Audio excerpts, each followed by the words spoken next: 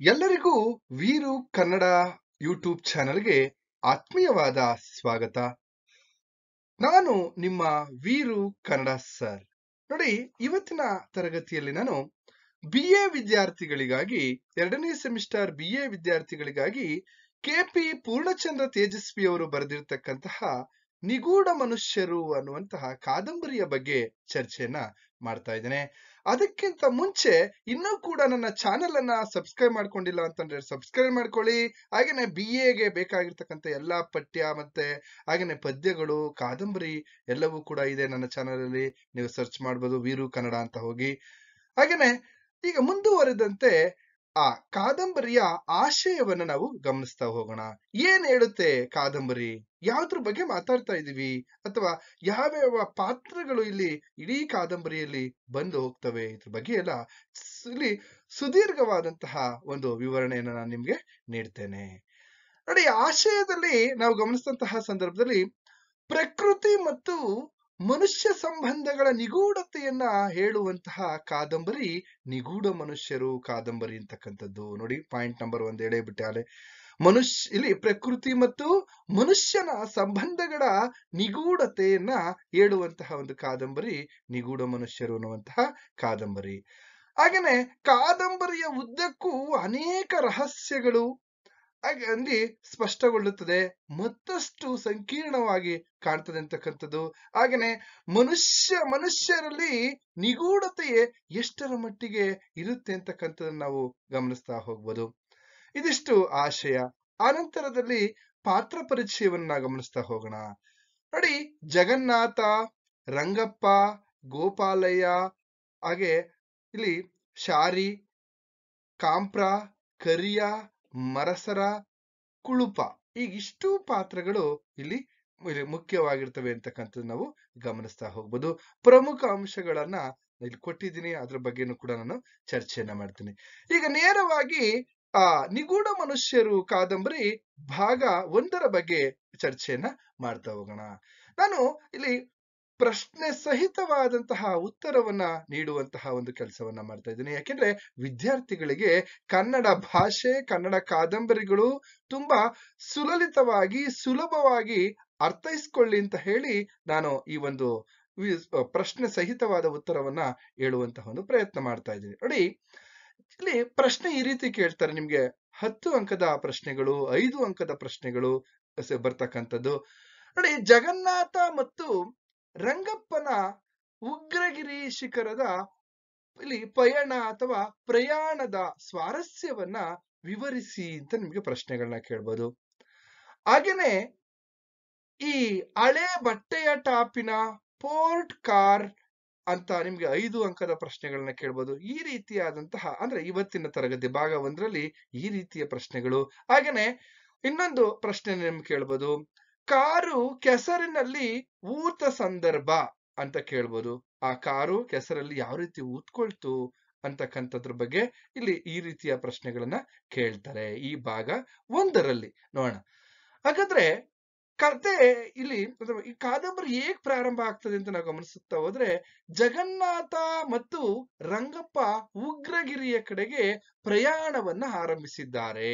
ಕತೆ ಇಲ್ಲಿ ಕಾದಂಬರಿಯ ಪ್ರಾರಂಭದಲ್ಲಿಯೇ ಇಲ್ಲಿ ರಂಗಪ್ಪ ಮತ್ತು ಜಗನ್ನಾಥ ಇಬ್ಬರು ಕೂಡ ಉಗ್ರಗಿರಿ ಶಿಖರವನ್ನ ಇಲ್ಲಿ ಹತ್ರ ಮೇಲೆ ಏರ್ಬೇಕು ಅಥವಾ ಹತ್ರ ಹೋಗ್ಬೇಕು ಅಂತ ಹೇಳಿ ಇಲ್ಲಿ ಹೊರಟಿದ್ದಾರೆ. ಆ ಹೊರಟಂತ ಸಂದರ್ಭದಲ್ಲಿ ಇವ್ರು ಯಾವ ರೀತಿ ಇವರಿಬ್ರು ಮುಖಾಮುಖಿ ಆಗ್ತಾರೆ, ಯಾವ ರೀತಿ ಮಾತಾಡ್ಕೊಳ್ತಾರೆ, ಹೇಗ್ ಹೋಗ್ತಾರೆ, ಇದೆಲ್ಲ ನಾನು ತಿಳಿಸ್ತಾ ಹೋಗ್ತಾ ಇರ್ತೀನಿ. ನೋಡಿ, ಚಂದ್ರಗುತ್ತಿ ದಾಟಿದ ನಂತರ ಕಾಡು ದಟ್ಟಣೆ ಭೀಕರವೆನ್ನುವಷ್ಟು ಇದೆ. ಆದ್ರೆ ಪಶ್ಚಿಮ ಘಟ್ಟಗಳು ಅಂತ ಹೇಳಿದ ಮೇಲೆ ಅಲ್ಲಿ ಕಾಡಿಗೇನು ಬರವಿಲ್ಲ. ಪ್ರಕೃತಿಯ ರಮಣೀಯ ದೃಶ್ಯವೂ ಕೂಡ ಇದೆ. ಇಲ್ಲ ಒಂದ್ ಕಡೆ ರೌದ್ರವಾದಂತಹ ಇಲ್ಲಿ ಭಯಂಕರ ಕಾನನವು ಕೂಡ ಇಲ್ಲಿ ಪಶ್ಚಿಮ ಘಟ್ಟದಲ್ಲಿ ಇದೆ ಅಂತಕ್ಕಂಥದ್ದು. ಒಟ್ಟಾರೆಯಾಗಿ ಈಗ ಇವ್ರೇನಲ್ಲಿ ಜಗನ್ನಾಥ ಮತ್ತು ರಂಗಪ್ಪ ಇಬ್ಬರು ಕೂಡ ಉಗ್ರಗಿರಿಯನ್ನ ತಲುಪಬೇಕು, ಹೋಗ್ತಾ ಇದ್ದಾರೆ.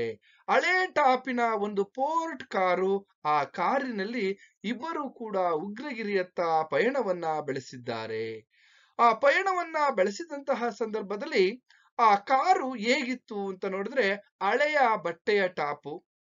ಹಾಗೇನೆ ಇನ್ನೊಂದ್ ಕಡೆ ರಸ್ತೆಯಲ್ಲಿ ಹೋಗ್ತಾ ಇದ್ರೆ ಇಲ್ಲಿ ಕಿರಿಕಿರಿ ಒಂದ್ ರೀತಿಯಲ್ಲಿ ಶಬ್ದವನ್ನ ಮಾಡ್ತಾ ಕಾಡಿನಲ್ಲಿ ಇರ್ತಕ್ಕಂತಹ ಜೀರ್ದುಂಬೆಗಳನ್ನ ಅಣಕಿಸುವಂತಂದ್ರೆ ಜೀರ್ದುಂಬೆಗಳ ಧ್ವನಿಯನ್ನ ಅಣಕಿಸುವಂತೆ ಇಲ್ಲಿ ತುಂಬಾ ಪ್ರಯಾಸ ಪಟ್ಟು ಅದು ಕಾರು ಪಯಣಿಸ್ತಾ ಇದೆ ಅಥವಾ ಪ್ರಯಾಣ ಅಂದ್ರೆ ಮುಂದೆ ಹೋಗ್ತಾ ಇದೆ.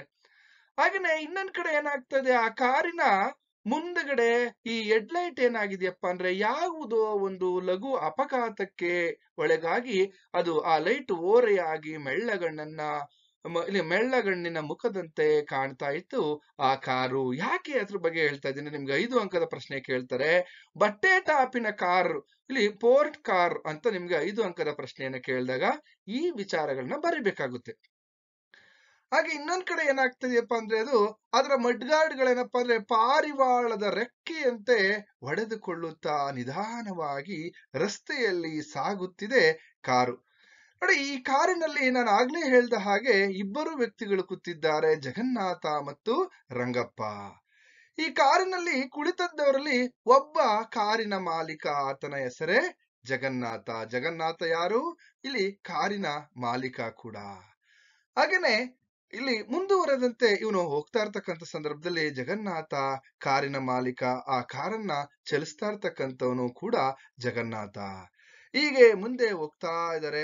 ಹೋಗ್ತಾ ಹೋಗ್ತಾ ಇಲ್ಲಿ ಜಗನ್ನಾಥ ತನ್ನ ಸಾರಥ್ಯದಲ್ಲಿ, ತನ್ನ ಕೌಶಲ್ಯದಿಂದ, ತನ್ನ ಬುದ್ಧಿವಂತಿಕೆಯಿಂದ ಕಾರನ್ನ ಆ ಪಶ್ಚಿಮ ಘಟ್ಟದ ಆ ರಸ್ತೆಗಳಲ್ಲಿ ಇವನು ನಿಧಾನಕ್ಕೆ ಇಲ್ಲಿ ಚಲಿಸ್ತಾ ಇದ್ದಾನೆ. ಹಾಗೆ ಇನ್ನೊಂದ್ ಕಡೆ ಇಲ್ಲಿ ಪ್ರತಿ ಬಾರಿಯೂ ಕೂಡ ಇನ್ನೊಬ್ಬ ಕುಳಿತಿದ್ದಂತಹ ರಂಗಪ್ಪ ಪ್ರತಿ ಬಾರಿಯೂ ಇಲ್ಲಿ ಆ ಕಡೆಯಿಂದ ಈ ಕಡೆಗೆ ಆ ಕಾರ್ ಕುಲುಕ್ತಾ ಇದ್ದಂತ ಸಂದರ್ಭದಲ್ಲಿ ಇಬ್ಬರು ಕೂಡ ಮಾತನಾಡ್ತಾ ಹೋಗ್ತಾ ಇದಾರೆ. ಏನಯ್ಯ, ಈ ರಸ್ತೆ ಇಷ್ಟೊಂದು ಕೆಟ್ಟದಾಗಿದೆಯಲ್ಲ, ನಾನು ಅನ್ಕೊಂಡೇ ಇರಲ್ಲ ಈ ರೀತಿ ಇರುತ್ತೆ ಈ ರಸ್ತೆ ಅನ್ನೋದನ್ನ ಅಂತ ಮಾತಾಡ್ತಾ ಹೋಗ್ತಾ ಇರ್ತಕ್ಕಂಥದನ್ನ ನಾವು ಗಮನಿಸ್ತಾ ಹೋಗ್ಬೋದು. ಹೀಗೆ ಇಬ್ಬರು ಪ್ರಯಾಣದ ಉದ್ದಕ್ಕೂ ಕೂಡ ಮಾತನ್ನ ಆಡುತ್ತಾ ಸಾಕ್ತಾ ಇದ್ದಾರೆ. ಸಾಕ್ತಾ ಇರ್ತಕ್ಕಂತಹ ಸಂದರ್ಭದಲ್ಲಿ ನಾವು ನೋಡೋದಾದ್ರೆ ಇಲ್ಲಿ ಮೋಡಗಳು ಆಕಾಶದಲ್ಲಿ ಯಾವ ಕಡೆ ಸಾಗುತ್ತಿವೆ ಎಂದು ತಿಳಿಯದಂತೆ ದಟ್ಟವಾಗಿ ಕವಿದಿರ್ತಕ್ಕಂತಹ ಒಂದು ಪ್ರಕೃತಿಯ ಒಂದು ದರ್ಶನವಾಗ್ತಾ ಇದೆ ಅವರಿಗೆ. ಮೋಡಗಳು ಯಾವ ಕಡೆ ಹೋಗ್ತಾ ಇದ್ದೇವೆ ಅಂತಾನೆ ಗೊತ್ತಾಗ್ತಾ ಇಲ್ಲ, ಆ ರೀತಿ ದಟ್ಟವಾಗಿ ಕಾರ್ ಮೋಡಗಳು ಕವಿದಿರ್ತಕ್ಕಂಥದ್ದನ್ನ ನಾವಿಲ್ಲಿ ಗಮನಿಸ್ತಾ ಹೋಗ್ಬೋದು. ಅಂತೂ ಇಂತೂ ಇಲ್ಲಿ ಸುತ್ತ ಕಾಡು ಸಾಯಂಕಾಲವಾಗುತ್ತಿತ್ತು. ಆಗ ಸಾಯಂಕಾಲ ಆಗ್ತಾ ಇದೆ, ಮಳೆ ಬರುವ ಸಂಭವವು ಅಥವಾ ಸೂಚನೆಯೂ ಕೂಡ ಈ ರಂಗಪ್ಪ ಮತ್ತೆ ಜಗನ್ನಾಥನಿಗೆ ಕಾಣತೊಡಗಿದವು. ಆದ್ರೆ ಈಗೇನ್ ಮಾಡಿದ್ದಾರೆ, ಜಗನ್ನಾಥ ಇಲ್ಲಿ ಚಂದ್ರಗುತ್ತಿಯಿಂದ ದುಗ್ಗದವರೆಗೆ ರಸ್ತೆ ಪರವಾಗಿಲ್ಲ. ಇಲ್ಲಿ ರಂಗಪ್ಪ ಜಗನ್ನಾಥ ಇಬ್ರು ಇಲ್ಲಿ ರಂಗಪ್ಪ ಪ್ರಶ್ನೆ ಹೇಳ್ತಾನೆ, ನೋಡಪ್ಪ, ಚಂದ್ರಗುತ್ತಿ ಅನ್ನೋದು ಕೂಡ ಇಲ್ಲಿ ಒಂದು ಪ್ರದೇಶ, ಒಂದು ಊರಿನ ಹೆಸರು. ಹಾಗೆ ದುಗ್ಗ ಅನ್ನೋದು ಕೂಡ ಒಂದು ಊರು. ಇಲ್ಲಿ ಚಂದ್ರಗುತ್ತಿಯಿಂದ ದುಗ್ಗದವರೆಗೆ ರಸ್ತೆ ಪರವಾಗಿಲ್ಲ ನಡಿ ಅಂತ ಇಲ್ಲಿ ಇಬ್ರು ಮಾತನಾಡ್ಕೊಂಡು ಹೋಗ್ತಾ ಇದ್ದಾರೆ. ಹೀಗೆ ಅವನರ್ಥ ದುಗ್ಗ ಧುಮುಕಿದ್ರು ಕೂಡ ಇನ್ನೂ ರಸ್ತೆ ಭಯಂಕರವಾಗಿ ಕಾಣಿಸ್ತಾ ಇತ್ತು. ಈಗ ಚಂದ್ರಗುತ್ತಿಯಿಂದ ಏನ್ ಮಾಡಿದ್ರು, ದುಗ್ಗಕ್ಕೆ ಬಂದ್ರು. ಅಲ್ಲೂ ಕೂಡ ಏನಾಗ್ತಾ ಇದೆ, ರಸ್ತೆ ಇನ್ನೂ ಭಯಂಕರವಾಗಿದೆ ಅನ್ನೋ ರೀತಿಯಲ್ಲಿ ಹೋಗ್ತಾ ಇದ್ದಾರೆ. ಆದ್ರೆ ಅಲ್ಲಿಂದ ಮುಂದೆ ಬಂದಂತೆ ಉಗ್ರಗಿರಿ ಅದೇ ತಾನೇ ಎಂದು ಅಸಂಖ್ಯಾತ ಶ್ರೇಣಿಗಳು ಅಂದ್ರೆ ಬೆಟ್ಟಗಳು ಅಥವಾ ಗಿರಿ ಶಿಖರಗಳು ಕಾಣಿಸ್ತಾ ಇದ್ದೋ. ಚೂಪಾಗಿರ್ತಕ್ಕಂತಹ ಬೆಟ್ಟಗಳು ಕಂಬದಂತೆ ಕಾಣುತ್ತಿದ್ದ ಪರ್ವತದ ಶಿಖರದಲ್ಲಿ ಒಂದನ್ನ ಜಗನ್ನಾಥ ತೋರಿಸ್ತಾನೆ. ಅದೇನಪ್ಪಾ ಚಂದ್ರಗಿರಿ ಅಂತ, ಇಲ್ಲಿ ಉಗ್ರಗಿರಿ ಅಂತ ತೋರಿಸ್ತಾರೆ. ಆಗ ಇಲ್ಲ ಒಂದ್ ಕಡೆ ಅಷ್ಟರಲ್ಲಿ ರಸ್ತೆಯೆಲ್ಲ ಒಂದ್ ರೀತಿಲಿ ಹೊಂಡಗಳಂತೆ ಆವೃತವಾಗಿತ್ತು. ಮುಂದೆ ಮುಂದೆ ಹೋಗ್ತಾ ಇದ್ದಾರೆ, ಯಾವುದೋ ಹೊಂಡದಂತೆ ಭಯಂಕರವಾದ ಕೆಸರಿನಿಂದ ಕೂಡಿರ್ತಕ್ಕಂತಹ ರಸ್ತೆ ಅಲ್ಲಿ ಕಾಣಿಸ್ತಾ ಇದೆ. ಇಲ್ಲಿ ಜಗನ್ನಾಥ ಮೌನವಾದ. ಜಗನ್ನಾಥ ಒಬ್ಬ ಯಾರೀ ಜಗನ್ನಾಥ? ನಾವು ಅವಲೇ ಹೇಳ್ದ ಹಾಗೆ ಅವನು ಇಲ್ಲಿ ಏನಪ್ಪಾ ಅಂದ್ರೆ ಆ ಕಾರಿನ ಮಾಲೀಕ ಕೂಡ ಹೌದು.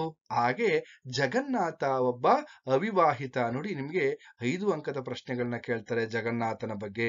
ಜಗನ್ನಾಥ ಅಂತ ಪ್ರಶ್ನೆ ಕೊಡ್ತಾರೆ. ಆಗ ಜಗನ್ನಾಥ ಒಬ್ಬ ಕಾರಿನ ಮಾಲೀಕ.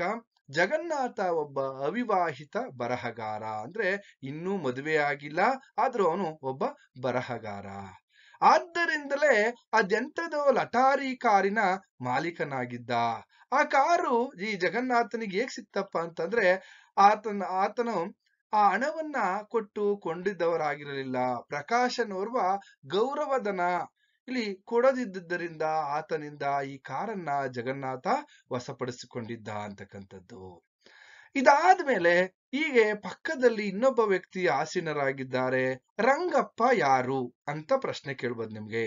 ರಂಗಪ್ಪ ಆತನು ನಗುಬೀಡಿಗೆ ಹೊಸದಾಗಿ ಬಂದಿರತಕ್ಕಂತಹ ಪ್ರೊಬೆಷನರಿ ಸೆಂಟ್ರಲ್ ಎಕ್ಸೈಸ್ ಇನ್ಸ್ಪೆಕ್ಟರ್ ಆಗಿ ನೇಮಕವಾಗಿದ್ದ.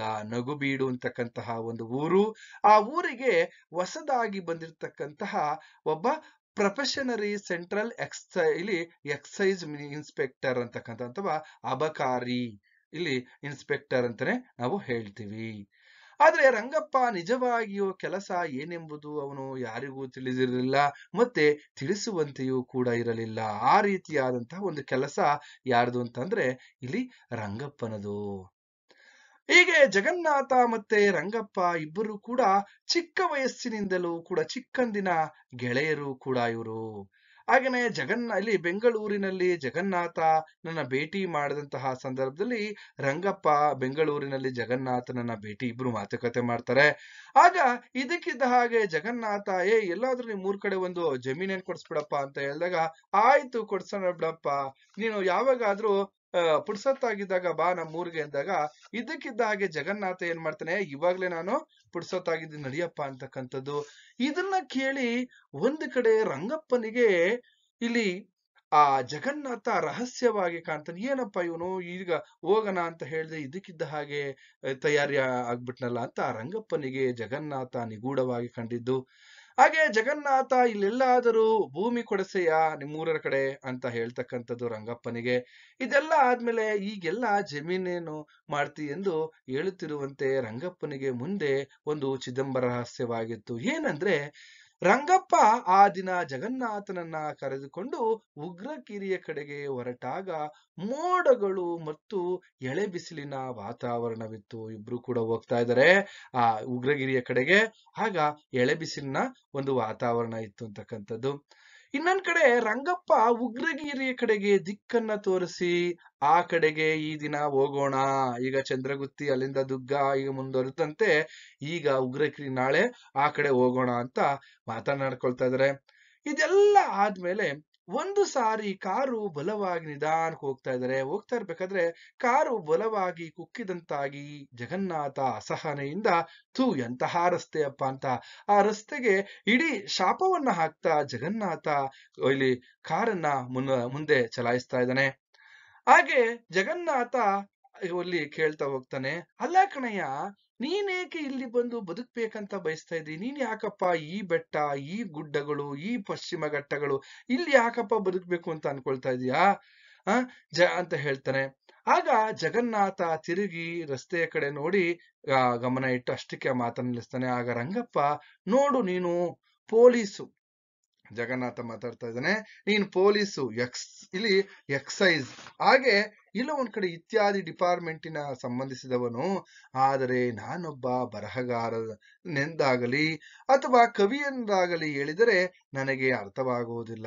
ಯಾಕೆಂದ್ರೆ ಅದರದು ಒಂದು ಸರ್ಕಾರಿ ಡಿಪಾರ್ಟ್ಮೆಂಟ್ ಕೂಡ ಅಲ್ಲ. ನಾನೊಬ್ಬ ಬರಹಗಾರ ಅಂತಂದ್ರೆ ಇಲ್ಲೆಲ್ಲೋ ಒಂದ್ ಕಡೆ ನಾನೇನು ಸರ್ಕಾರಿ ಡಿಪಾರ್ಟ್ಮೆಂಟ್ ಅಲ್ಲ ಅಂತ ಈ ತರ ಇಬ್ರು ಮಾತಾಡ್ಕೊಳ್ತಾ ಇಲ್ಲಿ ರಂಗಪ್ಪ ಜಗನ್ನಾಥನಿಗೆ ಗೂಢತೆಯ ಒಂದು ಸ್ಪಷ್ಟವಾಗದಿದ್ರು ಕೂಡ ಇವರಿಬ್ಬರಲ್ಲೇ ಕೂಡ ಒಂದ್ ರೀತಿಯಲ್ಲಿ ಒಬ್ಬರಿಗೊಬ್ಬರು ನಿಗೂಢವಾಗಿ ಕಾಣಿಸ್ತಾರೆ ಅಂತಕ್ಕಂಥದ್ದನ್ನ ನಾವಿಲ್ಲಿ ಗಮನಿಸ್ತಾ ಹೋಗ್ಬೋದು. ಇಬ್ರು ಜೊತೆಯಲ್ಲೇ ಬರ್ತಾ ಇದ್ದಾರೆ, ಆದ್ರೂ ಕೂಡ ನಿಗೂಢವಾಗಿದ್ದಾರೆ. ಇನ್ನೊಂದ್ ಕಡೆ ಈಗ ದುಗ್ಗ ಇಳಿದವೇನಪ್ಪ ಎಂದು ನವಿಲುಗುಂದಕ್ಕೆ ಹೋಗುವ ದಾರಿ ಇದೆಯೋ? ಅಲ್ಲಿ ಗುಡಿಸಲಿನ ಹತ್ರ ಬಂದು ಕೇಳ್ತಾ ಇದ್ದಾರೆ. ಅಲ್ಲಿ ಒಂದ್ 4-6 ಗುಡಿಸಲಿದೆ ದುಗ್ಗದ ಹತ್ರ. ಆ ದುಗ್ಗದ ಹತ್ರ ಬಂದು ಇದೇನಪ್ಪ ದುಗ್ಗ ಅಂತ ಹೇಳಿದಾಗ, ಹೌದು ಸ್ವಾಮಿ, ಹೀಗೆ ಮುಂದೆ ನವಿಲುಗುದ್ದ. ಅವ್ರು ಕೇಳ್ತಾ ಇದಾರೆ, ಈ ಮತ್ತೆ ಇದಕ್ಕೆ ಯಾವುದು ಆ ಉಗ್ರಗಿರಿಗೆ ಯಾವ ಕಡೆ ಹೋಗ್ಬೇಕು ಅಂತ ಹೇಳಿದಂತ ಸಂದರ್ಭದಲ್ಲಿ ಅಲ್ಲಿ ಹೇಳ್ತಾ ಇದ್ರೆ, ಮುಂದೆ ನವಿಲುಗುಂದ ಇದೆ, ಆ ನವಿಲುಗುಂದ ಅಲ್ಲಿಂದ ಎಣ್ಣೆ ಹೊಳೆಯನ್ನ ದಾಟಿದ್ರೆ ಮುಂದೆ ನಿಮಗೆ ಒಂದು 3 ಮೈಲು ಅಲ್ಲಿ ನವಿಲುಗುಂದ ಸಿಗುತ್ತೆ. ಈಗ ದುಗ್ಗದಿಂದ ಅವ್ರು ಏನ್ ಮಾಡ್ತಾರೆ, ನವಿಲುಗುಂದಕ್ಕೆ ಹೋಗ್ಬೇಕು. ಅದ್ರ ಮಧ್ಯ ಈಗ ದುಗ್ಗ ಮತ್ತು ನವಿಲುಗುಂದ ಇದರ ಮಧ್ಯದಲ್ಲಿ ಎಣ್ಣೆ ಹೊಳೆ ಇದೆ. ಆ ಎಣ್ಣೆ ಹೊಳೆಯನ್ನ ದಾಟಿದ ಮೇಲೆ ನೀವು ಅಲ್ಲಿ ನವಿಲುಗುಂದಕ್ಕೆ ಹೋಗ್ಬೋದು ಅಂತ ಹೇಳ್ತಾ ಅಲ್ಲೊಬ್ಬ ವ್ಯಕ್ತಿ ಹೇಳ್ತಾನೆ. ಅಲ್ಲಿಂದ ಮುಂದುವರೆದಂತೆ ಹೋಗ್ತಾ ಇದ್ರೆ ಕಾರು ದುಗ್ಗದಿಂದ ಸುಮಾರು 4-5 ಮುಂದೆ ದಾಟಿತ್ತು. ರಸ್ತೆಯಲ್ಲೆಲ್ಲ ದಟ್ಟವಾದ ಮೋಡಗಳು ಹೋಗ್ತಾ ಹೋಗ್ತಾ ಇದ್ದಾರೆ. ಮೋಡಗಳು ಇವರನ್ನೇ ಆವರಿಸಿಕೊಂಡವು ಎಂಬಂತೆ ಭಾಸವಾಗ್ತಾ ಇದೆ. ಹಾಗೇನೆ ಮುಂದೆ ಯಾವುದೋ ಒಂದು ಸೇತುವೆ ಸಿಗುತ್ತೆ. ಕೆಳಗೆ ಇಲ್ಲಿ ಪಾತಾಳದಲ್ಲಿ ನೀರು ಭರದಿಂದ ಹರಿದು ಹೋಗ್ತಾ ಇರ್ತಕ್ಕಂಥ ಒಂದು ಸದ್ದಾಗುತ್ತದೆ. ಆವಾಗ ಅವರು ಇದೇ ದುಗ್ಗ, ಇಲ್ಲಿ ಇದೇ ಎಣ್ಣೆಯ ಹೊಳೆ ಇರಬೇಕು ಅಂತ ಅನ್ಕೊಳ್ತಾರೆ. ಇದಾದ್ಮೇಲೆ ಎಣ್ಣೆ ಹೊಳೆಯನ್ನ ದಾಟಿ ಮುಂದೆ ಹೋಗ್ತಾ ಇದ್ದಾರೆ. ಎಣ್ಣೆ ಹೊಳೆಯನ್ನ ದಾಟಿ ಮುಂದೆ ಹೋಗ್ತಾ ಇದ್ದಾರೆ. ಆ ಮುಂದೆ ಹೋಗ್ತಾ ಇರ್ತಕ್ಕಂಥ ಸಂದರ್ಭದಲ್ಲಿ ಜಗನ್ನಾಥ ಏನ್ ಮಾಡ್ದ, ಕಾರಿನ ಗೇರನ್ನ ಇಲ್ಲಿ ಎಲ್ಲ ಒಂದ್ ಕಡೆ ಕಾರ್ ಗೇರನ್ನ ಹಾಕಿ ಕಾರನ್ನ ಇನ್ನು ಹೇಗೆ ನಿಧಾನಕ್ಕೆ ನಿದರ್ಶನ ಮಾಡಿ ರಂಗಪ್ಪನ ಸಜ್ಞೆಯಂತೆ ಅವನೇನ್ ಮಾಡ್ತಾ ಇದ್ದಾನೆ, ರಂಗಪ್ಪ ಹೇಳ್ದಾಗೆ ನಿಧಾನಕ್ಕೆ ಕಾರನ್ನ ಮುಂದುವರ್ಸ್ಕೊಂಡು ಇದೇ ರಸ್ತೆ, ಈ ರಸ್ತೆಯಲ್ಲಿ ಇನ್ನು ಮುಂದೆ ಹೋಗು ಅಂತ ಹೋಗ್ತಾ ಇದ್ದಾರೆ. ಆ ಹೋಗ್ತಾ ಇರ್ತಕ್ಕಂಥ ಸಂದರ್ಭದಲ್ಲಿ ಅಲ್ಲಿ ಯಾರು ಅವಾಗ ಇಲ್ಲಿ ಹೊಸದಾಗಿ ನೆನೆದ ಮಣ್ಣಿನಲ್ಲಿ 4 ಅಥವಾ ಇಲ್ಲಿ ಮಾರು ಏನಾಗಿದೆ, ಹೋಗುವುದರೊಳಗೆ ಕಾರು ನಿಧಾನ ಗತಿಯಲ್ಲಿ ಕುಂಠಿತವಾಗಿತ್ತು. ಕೇಳ್ತಾರೆ, ಕಾರು ಊತ ಸಂದರ್ಭ ಅಂತ. ಇಲ್ಲಿ ನಿಧಾನಕ್ಕೆ ಹೋಗ್ತಾ ಇದ್ದಾರೆ. ಎಣ್ಣೆ ಹೊಳೆಯನ್ನ ದಾಟಿದ್ದಾರೆ. ದಾಟಿ ಮುಂದೆ ಬಂದಂತ ಸಂದರ್ಭದಲ್ಲಿ ಒಂದು 4 ಮಾರು ಮುಂದೆ ಹೋಗ್ತಾರೆ. ಆ ಕಾರು ನಿಧಾನಕ್ಕೆ ಕುಂಠಿತವಾಗುತ್ತೆ. ಅಂದ್ರೆ ಒಂದು ಕೆಸರಿನಲ್ಲಿ ಕಾರು ಊದ್ಕೊಳ್ಳುತ್ತೆ. ಊದ್ಕೊಂಡಂತ ಸಂದರ್ಭದಲ್ಲಿ ಮಣ್ಣು ಮೆತ್ತಿಕೊಂಡು ಇಲ್ಲಿ ಚಕ್ರದ ಅರ್ಧ ಭಾಗದವರೆಗೆ ಇಳಿಯುತ್ತದೆ. 2 ಮಾರಿನೊಳಗೆ ಚಕ್ರ ಇಲ್ಲಿ ಕೆಸರಿನಲ್ಲಿ ಸಂಪೂರ್ಣವಾಗಿ ಊತೋಗ್ಬಿಡುತ್ತೆ. ಈಗ ಎಷ್ಟು ಹಿಂದಕ್ಕೆ ಮುಂದಕ್ಕೆ ಮಾಡ್ತಾರೆ, ಯಾವುದೇ ಕಾರಣಕ್ಕೂ ಕಾರು ಆ ಮಣ್ಣೊಳಗಡೆ ಕುಳಿತುಕೊಳ್ಳುತ್ತೆ ಹೊರತು ಯಾವುದೇ ಕಾರಣಕ್ಕೂ ಹಿಂದೆ ಬರೋದಿಲ್ಲ. ಈಗ ಏನ್ ಮಾಡೋದು, ಇಬ್ಬರು ಕೂಡ ಈಗ ರಾತ್ರಿ ಆಗಿದೆ, ಈಗ ಕತ್ತಲು ಆವರಿಸಿದೆ. ಈಗ ಏನ್ ಮಾಡೋದು ಅಂತ ರಂಗಪ್ಪ ಇನ್ನೇನು ಮಾಡುವಂತಿಲ್ಲ ಬೆಳಗಿನವರೆಗೂ ನಾವು, ಯಾಕೆಂದ್ರೆ ಈ ಕಾರು ಆ ಮಣ್ಣಿನಲ್ಲಿ ಊದ್ಕೊಂಡಿದೆ. ಈಗ ರಸ್ತೆ ಎಲ್ಲವೂ ಕೂಡ ಕೆಸರಿನಮಯ ಆಗಿದೆ. ನಾವೆಲ್ಲೂ ಹೋಗೋ ಹಾಗಿಲ್ಲ, ಇಲ್ಲೇ ಇವತ್ತಿನ ರಾತ್ರಿ ಉಳಿದುಕೊಳ್ಬೇಕಾಗುತ್ತೆ ಅಂತ ಹೇಳಿ, ಇಲ್ಲಿ ಜಮೀನು ಬೇಡವೆಂದಾದರೂ ಇನ್ನೊಂದು ಕಡೆ ಅದಕ್ಕೆ ಬೇಸರ ಬೇಡ ಎಂದು ಜಗನ್ನಾಥ ಹೇಳ್ದ. ಈಗ ಇಬ್ರು ಕೂಡ ಏನ್ ಮಾಡ್ತಾ ಇದ್ರು, ಏನ್ ಮಾಡೋದು ಈಗ, ಬೆಳಗಿನವರೆಗೂ ಇಲ್ಲೇ ಕುತ್ಕೋಬೇಕು, ಯಾಕಂದ್ರೆ ಕಾರನ್ನು ಬಿಟ್ಟು ಇವರು ಎಲ್ಲೂ ಹೋಗೋ ಹಾಗಿಲ್ಲ, ಮತ್ತೆ ರಾತ್ರಿ ಆ ಕಾಡು ದಾರಿಯಲ್ಲಿ. ಕೊನೆಗೆ ಏನ್ ಮಾಡ್ತಾ ಇದ್ರೆ, ಮಳೆ ಪ್ರಾರಂಭ ಆಯ್ತು. ಮಳೆ ಪ್ರಾರಂಭ ಆದಾಗ ಆ ಕಾರಿನ ಬಟ್ಟೆಯ ಟಾಪಲ್ಲಿಂದ ನೀರ್ ಬರ್ತಾ ಇದೆ, ನೀರು ಸೋರ್ತಾ ಇರ್ತಕ್ಕಂಥದ್ದು. ಇದೆಲ್ಲ ಆದ್ಮೇಲೆ ಏನ್ ಮಾಡೋದು, ಇವರಿಬ್ರಿಗೂ ಕೂಡ ನಿದ್ದೆ ಬರ್ತಾ ಇಲ್ಲ.